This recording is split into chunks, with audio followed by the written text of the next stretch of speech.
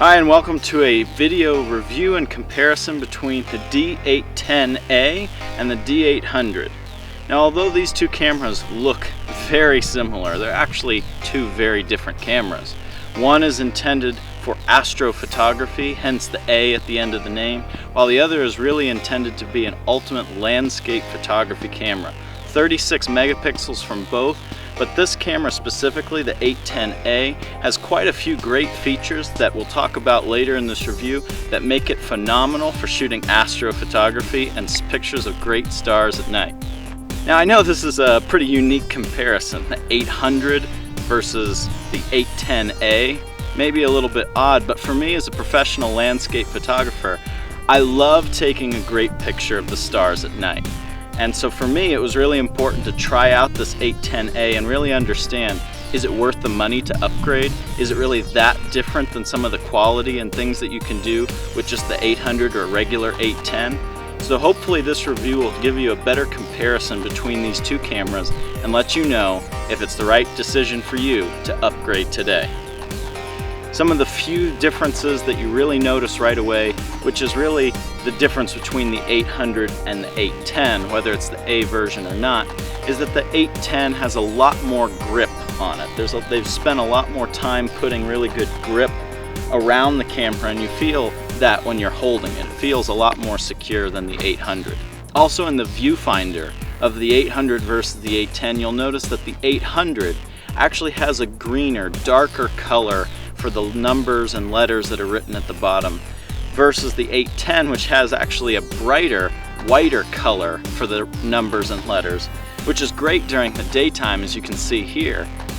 But at nighttime, it's actually very annoying. I wish on the 810A they had some additional feature that allowed you to dim the light, because honestly, when you're looking through it at night, you can't even see what you're looking at because you're so blinded by that brighter white light in comparison to the 800, which I can still see the foreground and background perfectly with that dimmer light on the 800.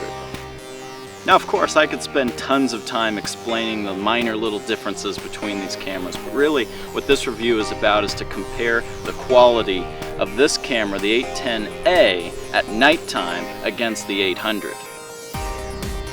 Some of the features that set this 810A apart from anything else in Nikon's range is that it has several features designed strictly for nighttime photography. It has a special M mode, which allows you to actually manipulate the shutter speed beyond 30 seconds, all the way up to 900 seconds, which is 15 minutes for those of you doing quick math. That allows you to quickly change the shutter speed right on the camera without having to get a remote shutter release or spend time counting on your watch how long the shutter's been open at nighttime. It's especially great for the long star trail photographs, so you don't have to sit out there holding your breath and waiting for the time to finally tick when the picture's done. And of course, the major difference between this camera and anything else that Nikon has is they've fitted a specialized sensor in this 810A. It's an IR cut filter sensor, which has boosted H-alpha values from the emissions from the nebula. In English, that basically means your star pictures at night should look better compared to the 810 or the regular 800 or anything in the Nikon range for that matter. I'm going to work on trying to capture with these two cameras the same subjects with the same settings throughout different situations and really compare them on the screen and edit them as well for you so that you can see firsthand the differences and benefits of each camera. Let's go shoot. Alright, we are here at night. I've got both cameras set up. I've got the D800 on the left and the D810 on the right.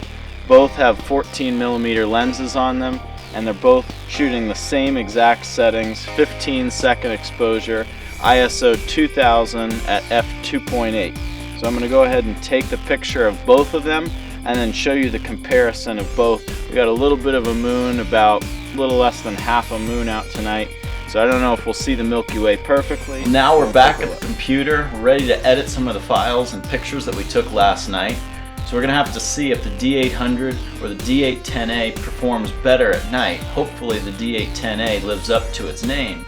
But ultimately, we got some pictures at 10 o'clock when the moon was still up, and then went out a little bit later maybe about 1 a.m. when the moon went down, so we'll be able to get some good picture comparisons, some different locations. Let's take a look and see how they stack up. Now that we're here at the laptop, I've created 4 folders for the 4 different photo shoots that we did. The first one that we just did, let's take a look at that and open that up here in Photoshop. Those 2 files, we open it up. First thing is they open up in Camera Raw. And you can maybe see already that they already look a little bit different. But this is partly to do with the fact that the white balance is just slightly different between these two. If you take a look over here on the right, the white balance of the first one is 4150 and the next one is 3950. So we're going to go ahead and zero those out and make them the same. Probably just 3900 and maybe plus 42 on the tint is fine. But everything else is exactly the same.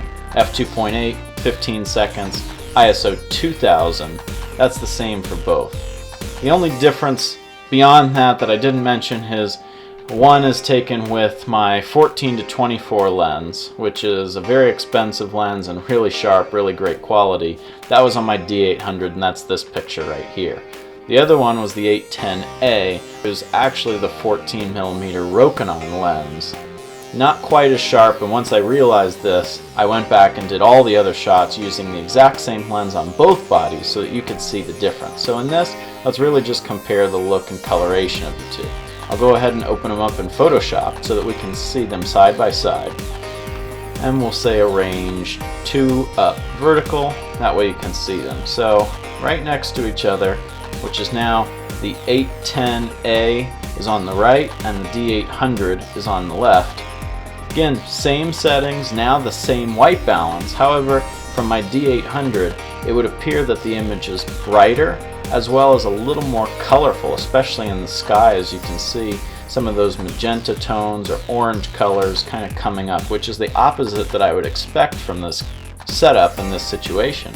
I thought that the D810a actually had more red color that was going to come through at nighttime. It is now almost 1 a.m. and we have the D810a and the D800, and we're going to try and take some cool night shots in a new location and really test out what these cameras can do. Well, we're back on the computer and we have a few more shots that we could take a look at, so let's go ahead and open up number 2. And in this comparison, we have the D800 first and the D810a second. Again, this is Camera Raw, just in case you're not familiar with what the program looks like. I'm going to go ahead and make this 4100 and plus 46 for the tint for both. So now those are identical, and you'll also see I changed the lens and now we're using the 14-24 at 20mm for both pictures, f2.8, 25 seconds, and ISO 3200. And we'll go ahead and open these up again in Photoshop and compare them next to each other. Again, same thing that we saw in the last photo is actually the D800. Same settings, same ISO, but looks way redder than the picture on the left. The clouds look like it's a sunset almost, versus the one on the left is very clean in the clouds. So again, we'll take a look and zoom in and see what the sharpness comparison is, and maybe a little bit about the ISO if we can. We'll go to 200% this time and do the same over here. And right now I honestly cannot tell a difference in sharpness between the two. As far as ISO goes, I also cannot really tell a difference between the two. What I do notice is that if we scroll down here into the darker areas, I notice a few what they call hot pixels on my D800. They're these bright little white pixels that show up with longer exposures, usually about 10 seconds or more. You just have to go in and clean those up in Photoshop, especially right here. You can see those. They look like dust or bright pieces of metal or something floating in the sky, but really they're just something called hot pixels. On the D810a, it appears that there are no hot pixels so far. I'm scrolling around and I don't really see any, which is great. Saves me a lot more time in photo editing to not have to go and clean up all those little bright dots. Just out of curiosity, I'm also interested in seeing how much manipulation and editing these photos will endure. So I'll go ahead and close them, say don't save, and I'll reopen them in Camera Raw. And I'll select them both change the color temperature again to the same, or they stayed the same, let's see. Yeah, they stayed the same because it created the XMP file. We'll go ahead and bring the shadows all the way up to 100%. And we'll bring even the exposure up a little bit so that we can really see what we're looking at. Maybe plus 1.3. Change the clarity a tiny bit, increase the vibrance and increase the saturation just a little bit. Bring down the blacks just so that we can get a little bit greater contrast there. And now we'll go ahead and again open them both up in Photoshop and see them next to each other.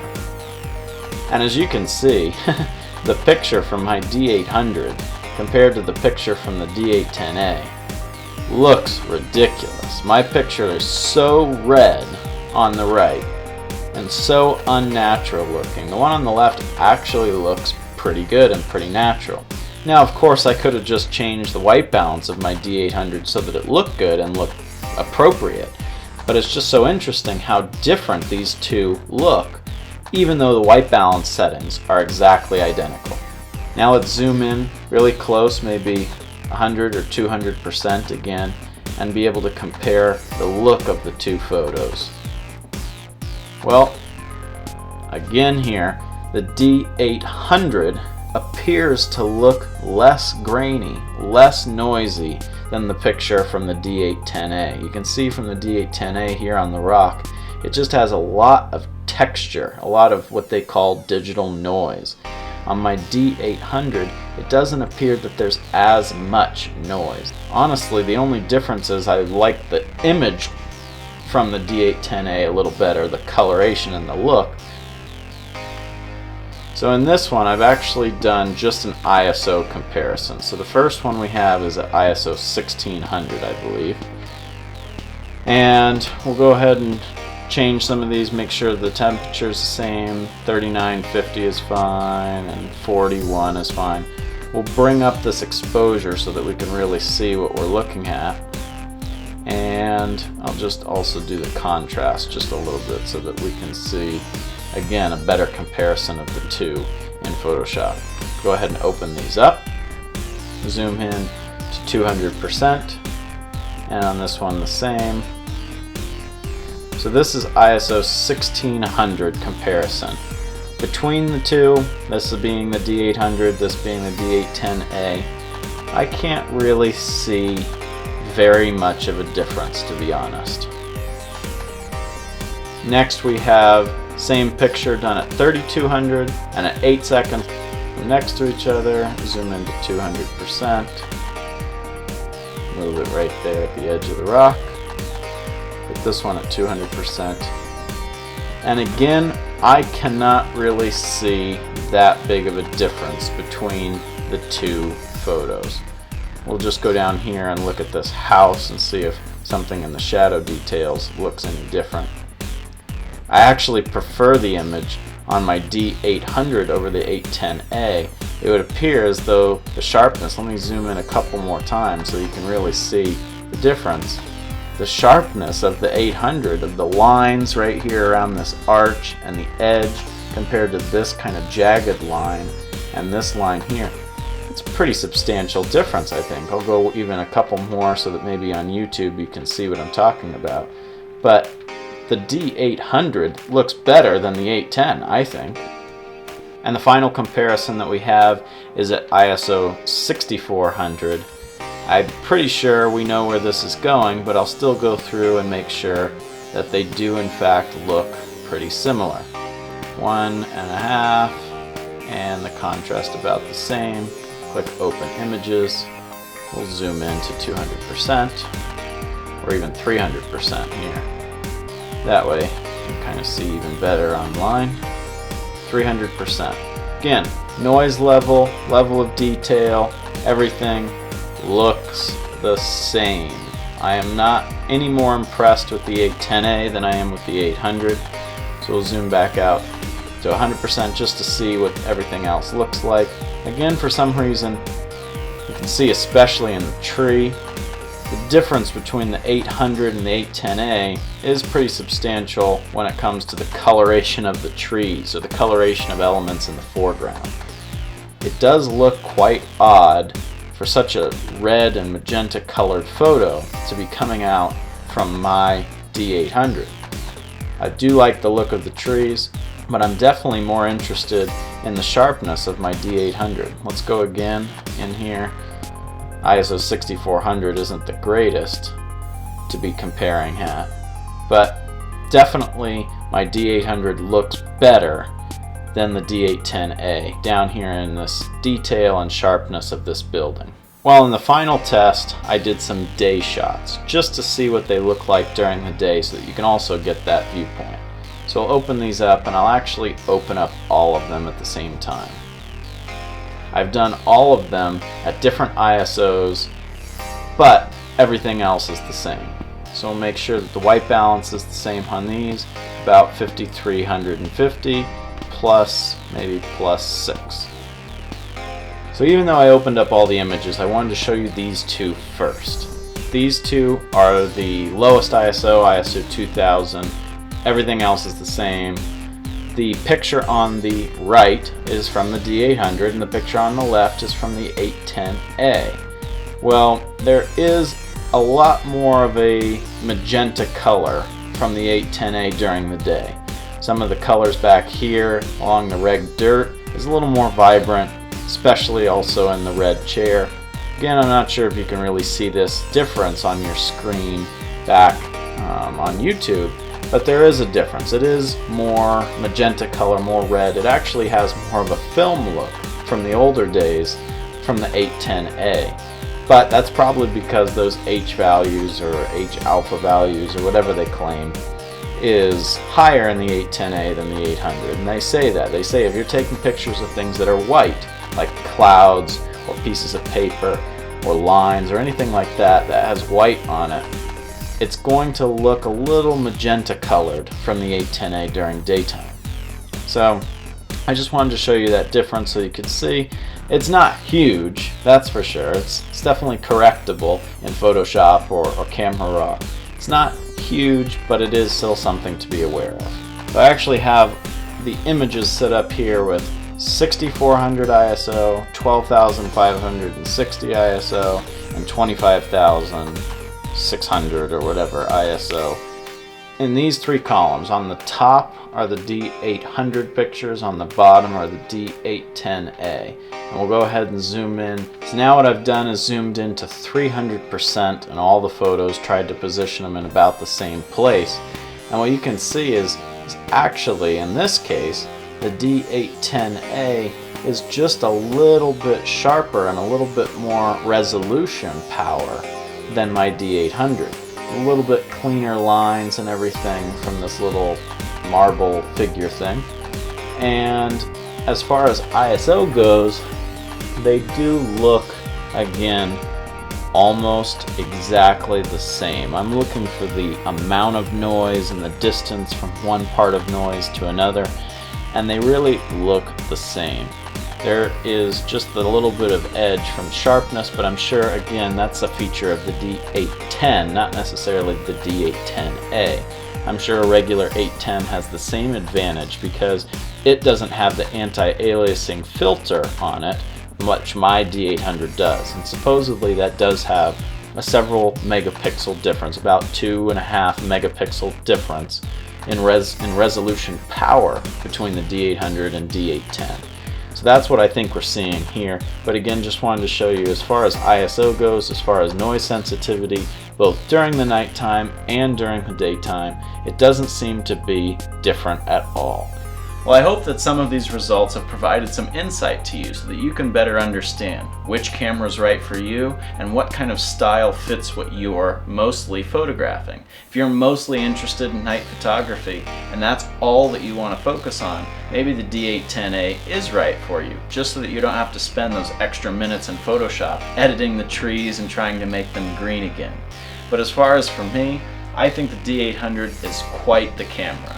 In fact, I'm interested in upgrading to the 810 just because of those small sharpness features that I see during the day. That's really what I'm about, is taking a lot of pictures during the day for the occasional night shot. I think the 810 is perfect for that. The 810A might be a little bit not what I'm looking for. But again, it's all up to you and what you're looking for. Now it's your opportunity. Get out there and take some great shots. See you later.